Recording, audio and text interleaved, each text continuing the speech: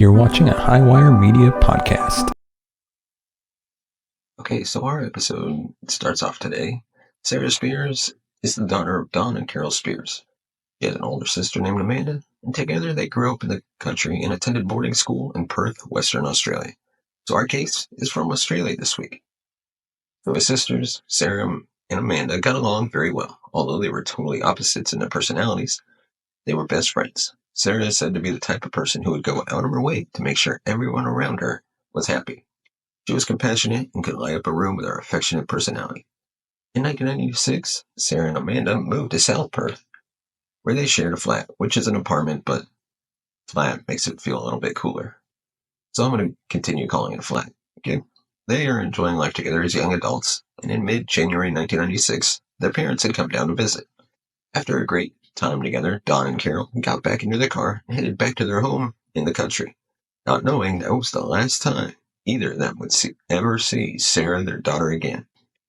On Friday, January 26, 1996, Sarah and her friends are planning to go to Kings Park, where there's an outdoor concert thing happening. They thought they would bring some food, sit down, eat dinner, and enjoy the concert together. After dinner, as day turns into night, Amanda, Sarah's sister, picks up Sarah and her friends and takes them to the Ocean Beach Hotel to drink and hang out.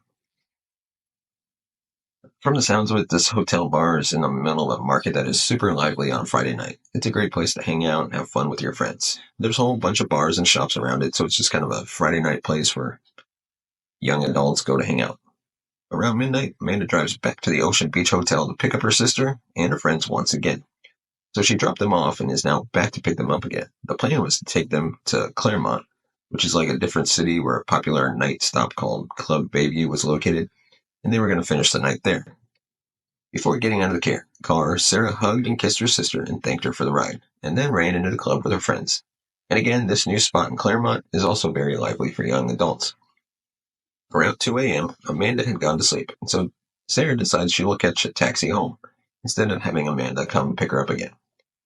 So Sarah tells her friends that she's going to head home for the night and runs out to the end of the road to find a phone booth. So her friends stay in the club, and she's done. Before she does, she stops and talks to the club guard, which I'm thinking is the bouncer, and she tells him that she's headed home to see Amanda, and I'm assuming that they are friends because he knows who Amanda is and everything. At 2:06 a.m., Sarah calls Swan Taxis, but instead of ordering the taxi to South Perth, where Amanda is at their home sleeping, she orders her taxi to a suburb called Mosman Park. She had a friend who lives there, whom she had been with earlier that day, and it's assumed that she decided it would be cheaper and faster to go there and crash instead of going all the way home to Amanda's. We're going to take a quick break from this episode, and I'd like to discuss my sponsor, NordVPN, a service that keeps me confident and secure every time I go online. If you're not familiar, a VPN stands for Virtual Private Network, and NordVPN is one of the best out there for keeping your browsing activity under wraps. Why do I use NordVPN? First, it gives me total online privacy. When you connect to NordVPN servers, all your internet data is encrypted. That means snoopers, advertisers, and even your internet provider can't see your personal info or track your digital footprints. It's like having an invisible cloak for your online life. Second, NordVPN is awesome for unblocking geo-restricted content. Love streaming sports from overseas or catching up on that show that isn't available in your country yet? Just open NordVPN, pick a server from one of their thousands of locations worldwide, and boom, you'll have access to content you couldn't see before. Plus, with speeds faster than ever, you can stream in high definition without those pesky buffering interruptions. Now let's talk simplicity. NordVPN's app is super user-friendly. Whether you're on a phone, laptop, or tablet, you can connect with just one click. And if you ever get stuck, their customer support is there 24/7. Another big highlight, NordVPN has a no-logs policy, which means that they never track or store your data. Your digital world stays yours alone. Lastly, if you travel often like me, NordVPN really comes in handy. Whether you're on public Wi-Fi at airports, hotels, or coffee shops, your data is always at risk. But with NordVPN, you can safeguard your connection and keep hackers at bay. No more worrying about whether your coffee shop Wi-Fi is safe.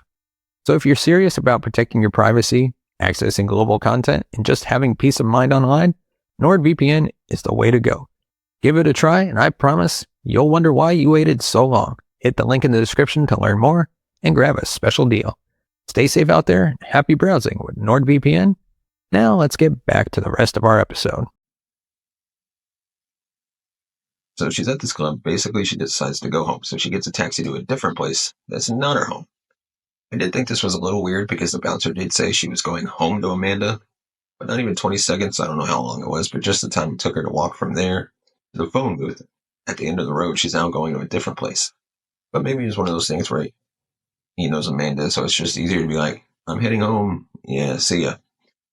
Sarah crosses the road and waits for the taxi. She just called at the intersection on Sterling Highway. That's the name of the road. 3 guys in a car pull up around that time and notice Sarah standing there alone.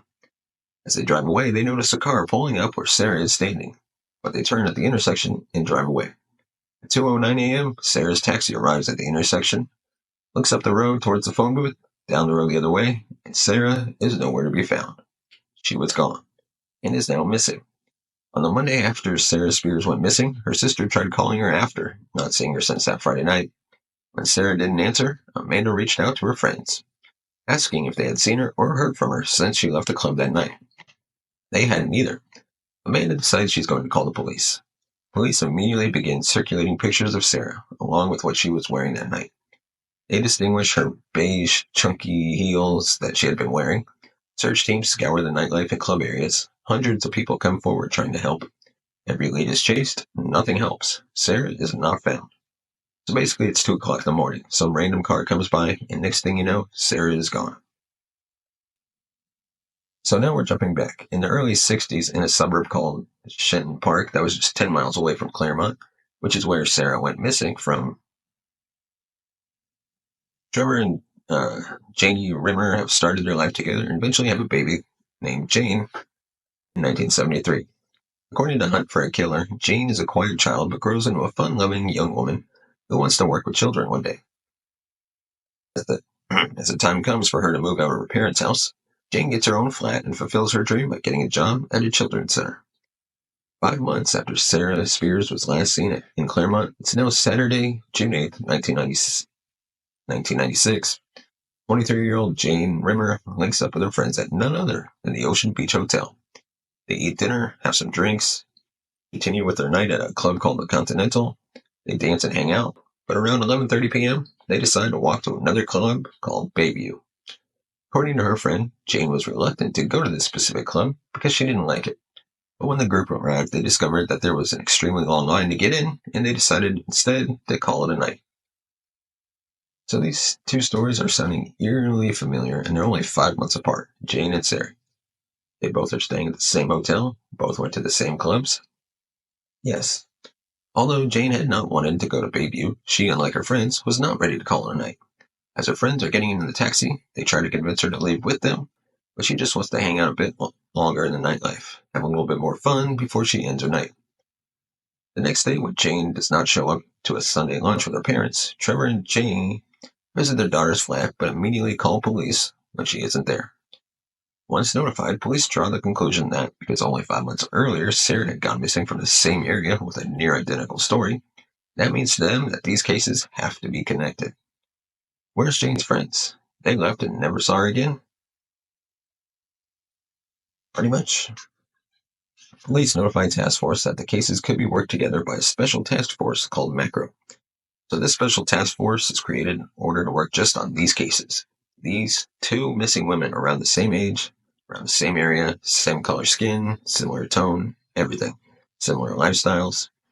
Pictures of Jane are posted in hopes, just like Sarah's were, that someone had seen her or something. But once again, nothing solid comes forward. On Saturday, August 3rd, 1996, 55 days after Jane went missing, a family driving around in Wellard stops to pick some wildflowers. During the adventure, the mother of the family stumbles across a body in a grassy wooded area. Jane Rimmer's naked body had been discovered. 9 months after Jane Rimmer's body was discovered, it's now Saturday, March 15th, 1997. 27-year-old Ciara Glennon had been drinking with her colleagues after work. After that, they decided to keep the night going and make their way to the Continental. The Continental is crowded, and Ciara decides to stay for only 20 minutes. She grabs her jacket, makes her way out. While walking down Sterling Highway, Few men are hanging outside when they call out to Ciara about how dangerous it is to hitchhike alone at night. Ciara waves them off and keeps walking, but not too much farther down the road. They notice a car pull up and Ciara begins talking to the driver. The vehicle was light-colored, according to the men, but they weren't paying too much attention. They didn't know her. Next thing they know, Ciara and the vehicle are gone. None of the men ever see her get into the vehicle. As they look down the road a couple minutes later, they notice that she and the vehicle are gone. I personally can't believe this happened 3 times, at least. Probably around the same exact spot. Within like a year or two, 96 and now 97, it's been on the news. They were taking the disappearances seriously, so everyone was like, we probably shouldn't be alone. Which is probably honestly why those guys said, hey, it's dangerous. I'm sure they were trying to be serious. So the next day, Ciara's mom reports her missing when she doesn't hear from her. Panic sets in as the information is spread about the possible serial killer. Because Jane's body was found, a $250,000 reward is set up by the Western Australian government, the largest ever reward in return for any news that leads to an arrest. Okay, there were so many people around the night these girls went missing in the area. In fact, 2 separate groups of men have said that they saw 2 different women near a car, but there's nothing. No information. It's hard because I'm sure a lot of different people saw people next to cars, and it's nighttime. And this is such a busy area. I know you said that, but at the same time, it's almost the best. They say, hide in plain sight. It was so busy that anyone even noticed a little scream or a little tussle. On April 3rd, 1997, only 19 days after Ciara disappeared, a laborer comes across a body along a sandy track on Perth's northern outskirts. Police confirmed that the partially clothed body was in fact Ciara Glennon, and that the killer most likely got off the main road, taking a separate track to get to where the body was dumped. So he went out of his way to get there. There's 2 bodies they've now found, Jane and Ciara. Ciara is still missing, and all of these happened within about a year. It's crazy they're finding these bodies have been found fairly quickly. And Ciara still hasn't, and that's a point in the case that will continue on the whole case. In the time following the killings, Claremont was in a panic. Obviously, weekend nights that used to be bright and busy became deserted. People of Western Australia did all they could to help. Crime Stoppers was overloaded with calls, but nothing seemed to come of it. No one came forward saying they knew anything about the cars that had been witnessed those nights talking to the girls. Cab drivers were all suspects at the beginning, but after taking DNA from thousands of cab drivers, nothing came of it. The next suspect is a man named Lance Williams. The next public suspect, I should say, that is announced is a man named Lance Williams, who was followed around for more than 2 years in the investigation, because in the past, he had been driving around Claremont at night on the weekends, offering women rides home instead of them having to call taxis. So they never really found out why he did that. I'm just thinking maybe be nice or maybe trying to pick up chicks. And I don't know. They didn't even really get into that. And he was never charged and was eventually dismissed. So as we're on the subject, I'm going to say here, this investigation is super private, which is why I don't know why there's a lot of information not released. Up until just a few years ago, this was a mysterious case. No one knew any information about it. No one. The things that were discovered came out of the blue, like it wasn't publicly told, if that makes sense. So despite the special effort for the search of Sarah, Jane, and Ciara's killer, because at this point they're assuming that Sarah also died, they just haven't found a body. 12 years after the terror, nothing had been released. No arrests had been made. Efforts had been long spent on Lance Williams, but now the case was cold. And we have this empty period of time where the public is told nothing about the case. I mean, I guess if there's no camera evidence, if no one saw any license plates or a car, and there's no DNA evidence, what do you do? The public's what do we do? We haven't been told anything. They said, we found the bodies, right? This is how the bodies were found. I mean, they said they were naked, but that comes out later. So the public doesn't even know how they were found. How they died hasn't been released. All they know is that, hey, these 3 girls went missing around the same time, in the same area. 2 of the bodies have been found. This guy was a suspect. They spent a long time on the taxi drivers, but now, nothing. And it's not like this case is being forgotten. It's being reported on.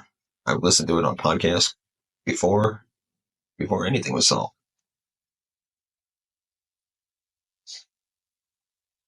I think they were trying to keep everything private so they could find out who did this, or maybe they just weren't sure. It was weird. You don't really do see such a public case that was a serial killer for 12 years, not hear much and not hear anything. So 20 years after that first original victim, Ciara Spiers, went missing, the Western Australian police randomly and quite out of the blue make an arrest in this case. In December 2016, the arrest made public's head spin, as the public had no idea they even had another suspect. They held a press conference and announced that 48-year-old Bradley Robert Edwards was being charged with the murder of Ciara Spiers in 96, the murder of Jane Rimmer in 96, and the murder of Ciara Glennon in 97. So he was 48, so he would have been 28 or in his 20s. Bradley was a former telephone technician for a company now named Telstra. They were formerly known as Telecom when he worked there, and it's actually a very popular company in Australia. Like outside of there, I've never heard of it. He had driven a company car which looked like a taxi and was given a company knife with the Telecom logo on it, which would be brought up later in trial. Bradley denies the charges of murder presented against him, but admits that he did, in fact, rape a 17-year-old girl in a cemetery in 1995, so a year before Ciara went missing. Why would he just admit that out of the blue? Well, they came to him with evidence saying, we know you did this, and also some of his earlier crimes he had actually gone to court for and been punished. And a different woman that he also admits to, where he broke into her house and attempted to rape her in 1988. The question I have is, how is this guy not in jail? So he was a normal guy, steady jobs, had friends, bit of a nerd, worked with a local sports center for kids. 3 years after the arrest of Bradley Roberts, now 51 years old, he was taken to trial. And I need to preface this again. They made the arrest and then gave no evidence or any information to the public about why they suspected him. All of that would have to wait until trial. So this guy gets arrested. Then everyone's like, well, now we'll finally have answers. And then they wait 3 more years. Well, they're probably trying to save it all for trial. And that's not a dumb thing. But keeping in mind, there was no information before this. This just feels super random. And everyone, put yourself back 3 years before this happens, and everyone's like, they made an arrest, and we have no idea why. We have no idea why they're suspecting this guy. He goes to trial, according to BBC News, the judge-only trial. So he just wanted a judge. And it was Western Australia's longest-running and most expensive murder trial to date. It took place over 7 months and included over 200 witnesses. At trial, since day one, the information everyone had been wanting came spilling out. So all of the answers really came out. So it turns out there had been a ton of DNA evidence in this case that just couldn't be tested back then, that the public had been told about. But as time went on and DNA testing advanced, new detectives came in and took a look at this case and were like, hey, we have new technology that can maybe help us with this DNA. There was a scraping under Ciara Glennon's thumb that had not been tested back then, but when tested, it came back as an unknown male, but also matched an unsolved rape from a cemetery in 95. Oh, okay. And this realization was made back in 2008. So if you think about it, police knew they had a match for an unsolved rape in 2008 and didn't tell anyone. This case was just cold and stagnant, but they had made this huge discovery and just didn't tell the public about it. Pretty crazy that DNA advanced that much, though, that they were able to make that connection through it. So in 2016, so they make this match, but then they're like, well, we still don't know who did this unsolved rape. So it doesn't help us. It just gives us a little bit more evidence because there's another case to look at. So in 2016, after locals heard about the connection to the old attack in 1995, local people start to, they talk to a cop, who talked to a cop, who told a civilian, who told another civilian, and then locals start to say they made a connection in the serial killer case. It was suggested to police that they double-check a break-in that had happened in the 80s and check that against matched samples. So people start talking, and they're like, well, since we know he did it before, why don't you check in the attempted rape of a break-in? And I know it's not the same case, but we could at least, and there was DNA in that case, and we could pull evidence against it. The break-in rape DNA was in fact a match. So now in 2016, Police have this evidence that not only did he do the 3 serial killings, he also raped someone in a cemetery, also attempted to rape someone by breaking into their house in the 80s. He would have been young. He would have been, 16 to 18? Somewhere around there. Police had now drawn the conclusion, without public knowing, that in 1988, a man broke into a home but was run out. And in 1995, that same man abducted a 17-year-old off the street, drove her to a cemetery where he beat and raped her and left her to die. But she survived. And then, in 1996 through 97, went on to become the Claremont serial killer that everyone knows about.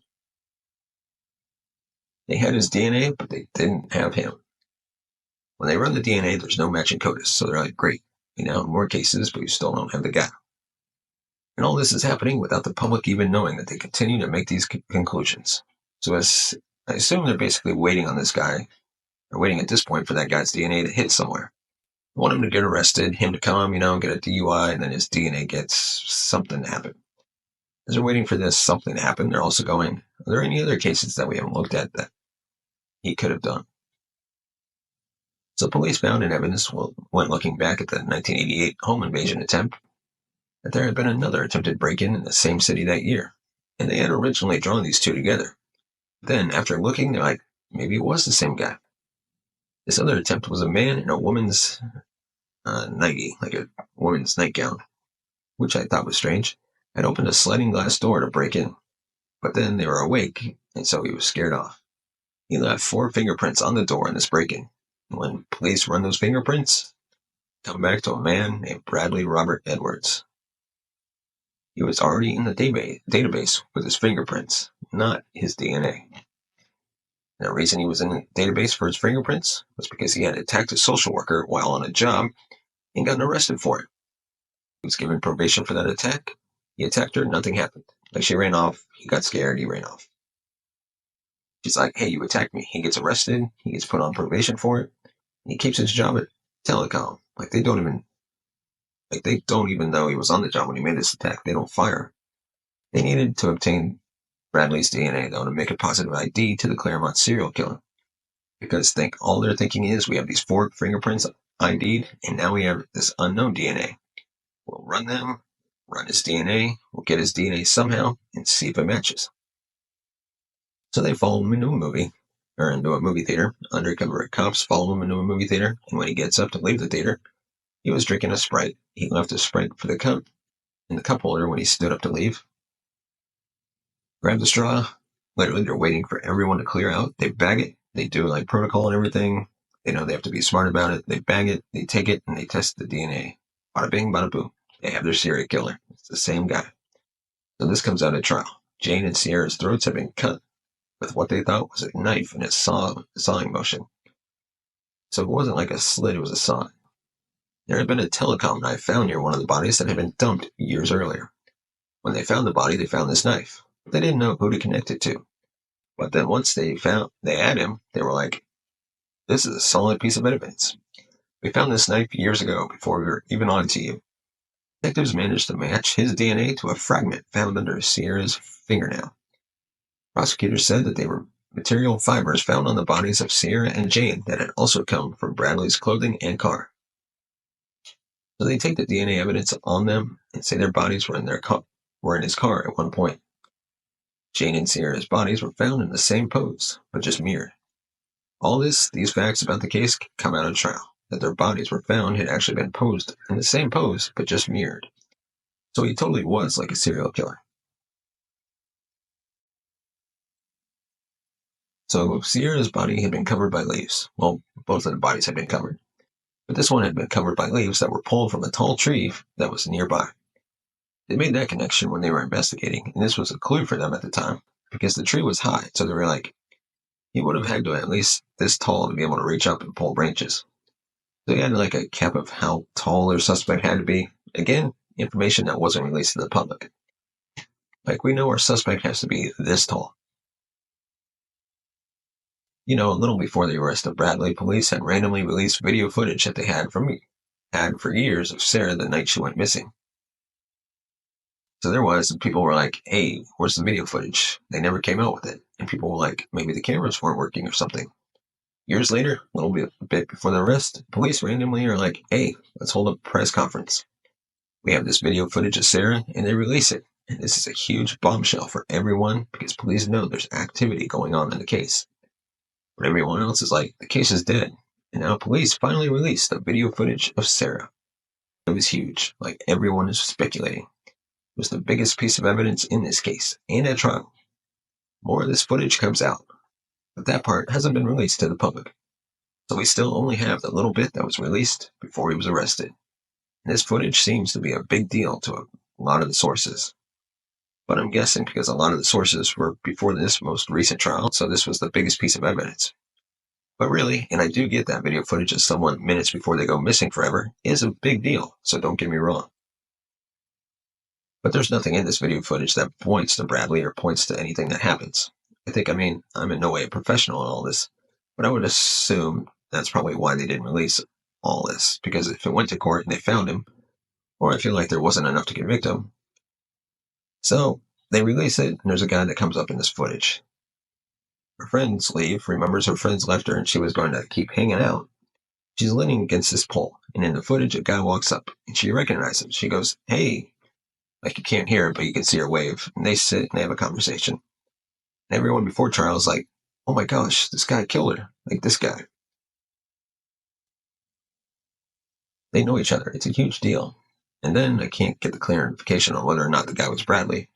Like I've looked, I don't think it is because I think people would clarify this guy that this huge bombshell in the footage was Bradley after they made the connection to the two. But it wasn't. No one clarifies that. So to me, it's kind of like, I see that weight this video has in this case because it's Ciara's last moments, and there's something especially eerie and just, almost spiritual about seeing someone in their last moments before tragedy happens. But at the same time, it has absolutely nothing to do with the conviction of Bradley. So we don't really know if it's Bradley because no one ever came forward and said yes or no. There was no source that specified that the man in the footage with Ciara was Bradley, and I feel like that would have been huge in the case if it had been. Despite Bradley's plea of not guilty, he comes and says, I didn't do these murders. The judge declares him guilty of Jane Rimmer and Ciara Glennon's murders. He says, although Bradley, I do believe that you did kill Ciara, there's not enough evidence to charge you with that without her body. I want to not risk you appealing on that, so I'm going to charge you with Ciara's murder. Or I'm only going to charge you with the two. And he's sentenced. And Bradley never ever released where Ciara Bodies is.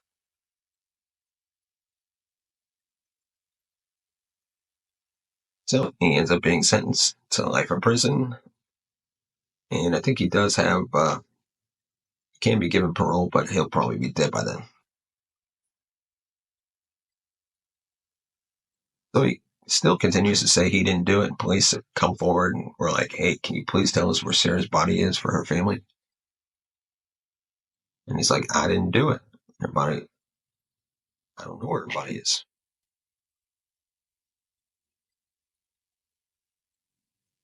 It's crazy to see a case because, you see them quite a bit. All these cold cases from like the 90s, 80s, whatever it is. And they get solved years later from DNA. A huge shift in that. And it's awesome. The case was solely solved because of DNA testing. It took a lot of strains and a lot of effort and kind of testing and a lot of guessing, but